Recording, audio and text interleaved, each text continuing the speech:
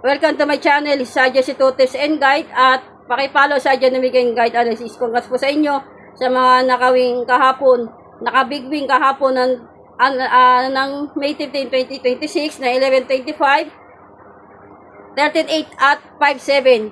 Ngayon magbibigay ako sa inyo ng para sa analyze number para sa May 16, 2026. Good morning sa aking mga followers abroad, sa mga followers ko sa mga taga Manila, Caloocan, South and North. Silipin ninyo yung aking whiteboard para makita ninyo kung ano yung mga pwede nyo itry ngayong araw ng Sabado. Naway magkaroon tayo ng siksik, liglig at umapon na biyaya ngayong araw ng Sabado. I-manifest natin yan.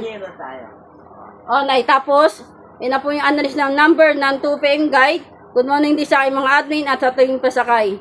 Yan. Pakibisita din sa aking Adya Namigay Guide mga kakadya sa aking Facebook page. Sa aking Facebook profile sa Irene G. Villena.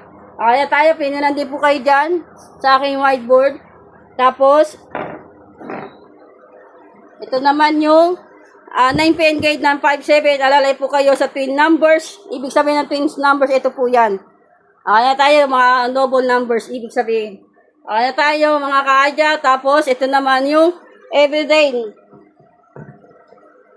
Analyze Boss Adya 2 digit at 3 digit mga kaadya. Ito smart like mix natin. Ibig sabihin yung smart like mix, alam nyo na po yan. Ito po ibig sabihin yan. Yan. Yung numbers ngayong araw at connected at special calculation. Okay na tayo. Tapos 3 digit at SK 3 digit mga kaadya. Ayan, pinalandi po kayo dyan. Tapos, ang ating main focus, hanapan niyo po yun ng pares, pwedeng pares ng birthday na asawa ninyo, ng anak ninyo, pwede na po yan. Basta hanapan niyo ng pares, isang ating 1410 at 176. May sample sa gilid. Ayan tayo. Tapos, balikan ko yung queen numbers natin kahapon. Yan. Ito po yung queen numbers. Balikan niyo po yan. At muli ito ay para ang acting analysis ay base lamang sa numerical probabilities at para sa educational purpose lamang at walang anuman kinalaman sa namang uri ng sugal. Responsibility mga kaadya.